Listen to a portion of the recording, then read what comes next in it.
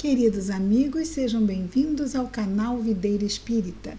Meu nome é Cristina Brito e este é o programa Projeto 15 Minutos, o Evangelho segundo o Espiritismo. Aqui diariamente estudamos a terceira obra básica da doutrina espírita, codificada por Allan Kardec, o Evangelho segundo o Espiritismo. Estamos atualmente no capítulo 8, Bem-aventurados os puros de coração, ou bem-aventurados aqueles que têm puro coração. E vamos ver hoje, então, o item 8, ou a partir do item 8, não é? Vamos ver o 8, o 9, o 10, exatamente, o 8, o 9 e o 10.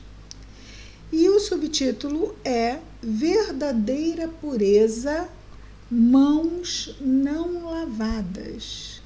Então, a pureza está numa mão lavada ou no coração limpo. Já a fala de Jesus já nos diz, não é? Pureza de coração. Coração puro, não mão pura. Não adianta nada a mão estar desinfetada e o coração, moralmente falando, né? O coração contaminado pela imperfeição, pelo erro, pelo crime. Então vejamos aqui que primeiramente Emmanuel,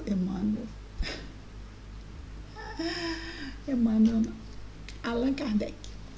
Primeiramente Kardec destaca aqui no item 8 as passagens que ele quer abordar para falar sobre isso. Vejamos então primeiramente o que ele destaca de Mateus. Ele destaca 20 versículos de Mateus, capítulo 15, versículos 1 a 20. Grande, não é? Então vejamos o que ele nos traz da narração de Jesus, não é?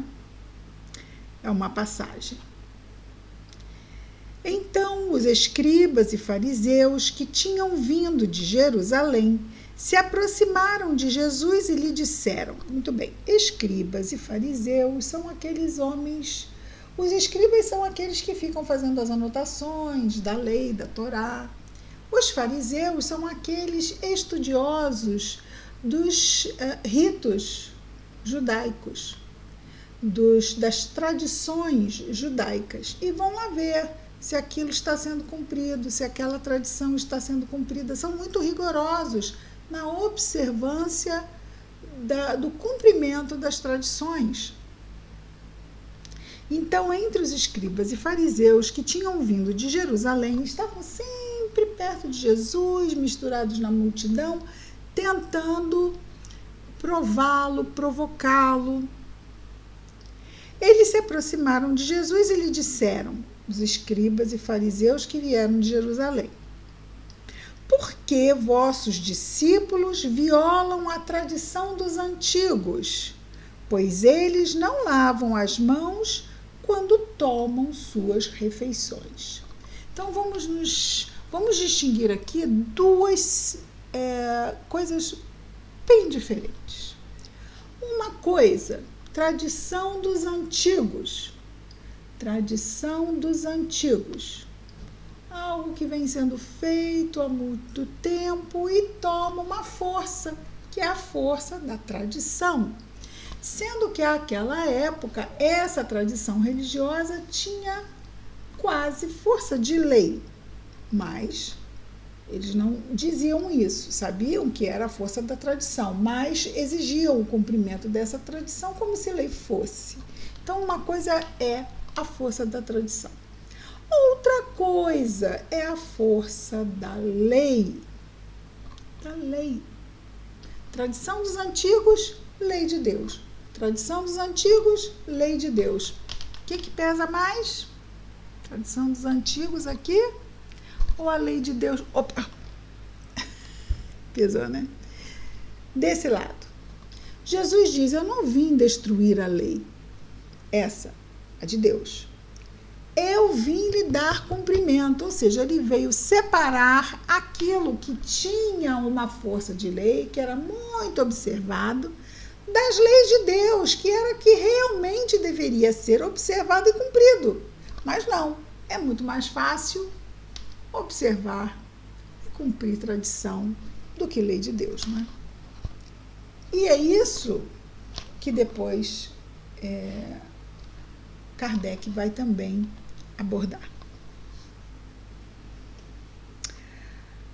Mas Jesus lhes respondeu: por que vós mesmos violais o mandamento de Deus para seguir a vossa tradição?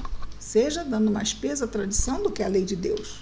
Jesus vai direto, cobrando que lavasse as mãos, porque era tradição. Jesus vai e diz: por que vós mesmos violais o mandamento de Deus para seguir a vossa tradição? Pois Deus fez esse mandamento: honrai vosso pai e vossa mãe. E este outro: aquele que disser palavras injuriosas ao seu pai e à sua mãe, seja punido de morte. Ai, ai, ai, que esses escribas e fariseus deviam estar tratando muito mal o pai e mãe, né? Porque Jesus sabe direitinho com quem ele está falando. Olha, para você eu vou dizer isso aqui, você não está fazendo isso não. Isso é lei de Deus, está lá nos 10 mandamentos.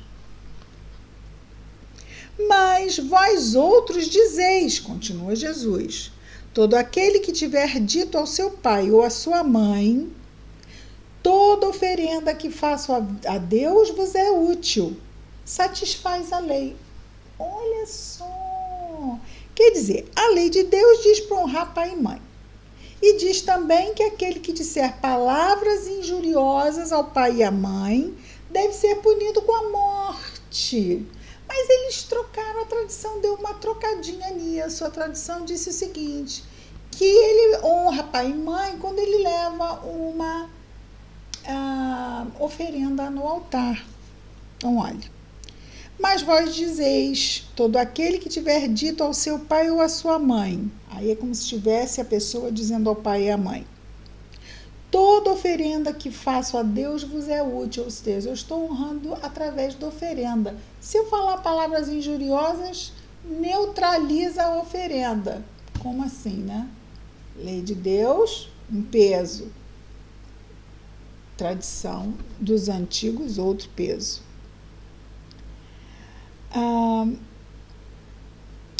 Toda oferenda que faço a Deus vos é útil, satisfaz a lei. Ainda que depois disso não honre nem assista seu pai e sua mãe. E assim tornastes inútil o mandamento de Deus pela vossa tradição. Ou seja, a tradição tornou inútil a lei de Deus. Dá para entender? Então, tradição diferente de lei, certo? Sem dúvida. E Jesus continua. Hipócritas, Isaías bem profetizou de vós quando disse, Isaías, profeta do Antigo Testamento. Então, Jesus está citando um profeta do Antigo Testamento. Profetas eram médiuns. Isaías, então, trazia em sua fala como se fosse a fala de Deus, como se Deus falasse por Isaías. Hipócritas, Isaías bem profetizou de vós quando disse, esse povo me honra com os lábios, mas seu coração está longe de mim. É em vão que me honram ensinando máximas e ordenações humanas, como honrar a Deus. Ensinando máximas e ordenações humanas, honramos a Deus cumprindo a lei de Deus. Depois, continua a narração de Mateus no Novo Testamento. Depois, tendo chamado o povo, ele lhe disse. Então, primeiro Jesus fala para os fariseus e para os escribas. Depois ele se dirige ao povo e diz, escutai e compreendei bem isto. Não é o que entra na boca que enlameia o homem. Não é o que o homem come que suja moralmente o homem. O que sai da boca parte do coração e é o que torna o homem impuro. O que sai da boca parte do coração. Aqui é claro que o coração está simbolizando a nossa mente, não é? Pureza de coração é a pureza da mente, do ser, nós. E é o que torna o homem impuro, o que sai da boca. Porque é do coração que partem os maus pensamentos, os homicídios, os adultérios, as fornicações, os furtos, os falsos testemunhos, as blasfêmias e as maledicências. Estão aí as coisas que tornam o homem impuro. Então, não é lavar a mãozinha, faz muito bem para a higiene do corpo físico, mas não quando falamos de moral. Pureza de coração é uma questão moral, espiritual, moral. É barra, né? Moral e espiritual é a mesma coisa nesse sentido evolutivo. Então, quando se fala de evolução espiritual, é evolução moral. Já a questão da pureza do corpo físico, ou seja, mantermos a higiene, lavarmos os alimentos e nos lavarmos também, isso promove a higiene do corpo físico. Mas a nossa higiene mental, a nossa pureza mental, ela é moral. Então, não é o que entra pela boca, e sim o que sai pela boca, que pode tanto nos purificar quanto nos tornar impuros. Estão aí as coisas que tornam o homem impuro, mas comer sem ter lavado as mãos não é o que torna um homem impuro, moralmente impuro. Entre os seus discípulos, continuamos com a narrativa de Mateus, entre seus discípulos e se aproximando dele, lhe disseram, Então seus discípulos, se aproximando dele, lhe disseram, sabeis que os fariseus, tendo ouvido o que acabais de dizer, disso se escandalizaram? Como ele diz uma coisa dessa, da tradição dos antigos? Bem que ele falou antes, não é? Hipócritas. Então seus discípulos, se aproximando dele, lhe disseram, sabeis que os fariseus, tendo ouvido o que acabais de dizer, disso se escandalizaram? Mas ele lhes respondeu, toda planta que meu Pai Celestial não plantou será arrancada.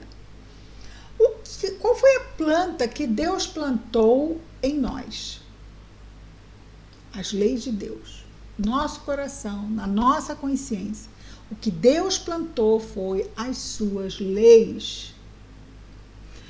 Tudo que não for lei de Deus, mais cedo, mais tarde, será arrancado dos nossos corações. Por quê? Porque nós estamos no processo de depuração.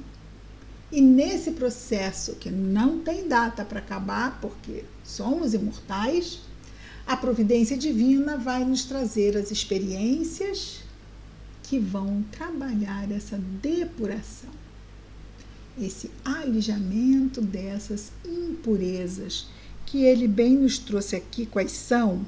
Maus pensamentos, homicídios, adultérios, fornicações, furtos, falsos testemunhos, blasfêmias, maledicências, entre tantas e outras coisas. Então, toda planta que meu Pai Celestial não plantou será arrancada. Deixai-os, dizendo aos discípulos, para que deixassem aquele fariseus e escribas. Deixai-os. São cegos que conduzem cegos.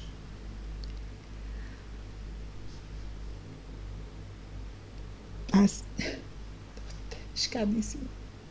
Deixai-os, são cegos que conduzem cegos. Eu estou quase cego aqui, né? Vendo de pertinho. Se um cego conduz um outro, ambos caem no fosso. Então vejamos a quem devemos seguir. Aquele farol que ilumina nossos caminhos e nos leva a Deus. Jesus. Aquele que se afasta de Deus, esse não sabe o caminho e esse está cego. E se o seguirmos, será um cego guiando o outro e os dois iremos ao chão. Por isso é importante nós traçarmos a reta onde está Jesus e ficarmos ali, atentos e não perdermos ele de vista. E se perdermos, vamos dar uma corrida e alcançá-lo, porque não é difícil alcançar Jesus, não. No sentido de buscar os seus ensinamentos. Alcançar Jesus em vibração vai levar muito tempo. Mas retomarmos na nossa tela mental os objetivos para que estamos reencarnados e o objetivo das dificuldades que nos visitam, isso nós podemos fazer. E qual é a melhor atitude em agirmos em cada situação? Se não temos certeza, temos uma boa ideia. Tá? Temos. Mas é muito difícil, sim, é muito difícil. Daí se chamar ou prova ou expiação.